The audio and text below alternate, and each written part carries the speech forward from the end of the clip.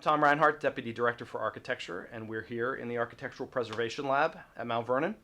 And I have on the table in front of me one of the really unexpected finds from our cupola project this summer. We have these long boards that were the verticals in between the windows. We have the bottom piece, and we have the head piece as well. So we very carefully did paint analysis, as we do any time that we're dealing with paint here at Mount Vernon, so that we always have a preserved record of what the paint chronologies are from beginning until today. So as we started to remove some of the later layers of paint, the paint began to peel off beautifully at a certain layer. And as soon as the later paint came off, we started to see writing on the boards. And these boards preserve hundreds of graffiti from the 19th century. The majority of them that you can see are from 1869, probably at a period when the first resident director, Upton Herbert, left his post, and there might have been a gap between his leaving and the hiring of the new director. And so maybe folks were getting up into the cupola and leaving graffiti behind at that point. But it stops in 1870. The latest graffiti date that we've seen so far is, I think, 1871. But when we photographed these and looked at them under ultraviolet light, you could see that there was an earlier generation of 19th century graffiti. So the earliest graffiti that we have been able to read so far is 1823. So that means that from the time of the occupancy of Bushrod, Washington, starting in 1803, up to 1870, we have a period where people are accessing the cupola and are leaving behind their signatures, many of which give their name, where they're from, and their date.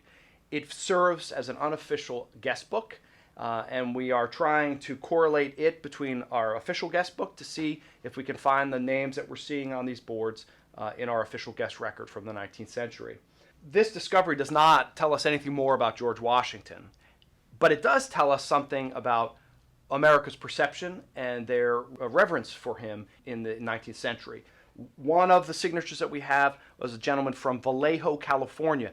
So even in the 19th century, Washington was a giant in American history, just as he is today. And so folks were making the arduous trip across country.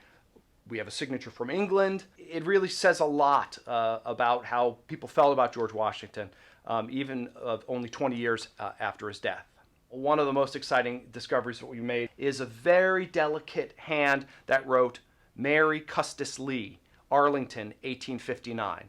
Now, Mary Custis Lee was Martha's great-great-granddaughter, and there was also a Mary Custis Lee who was her daughter. Guests will be able to experience these names virtually.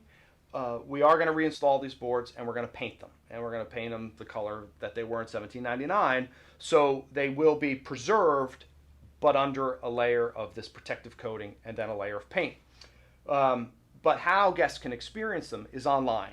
We have photographed in very high resolution these boards in color.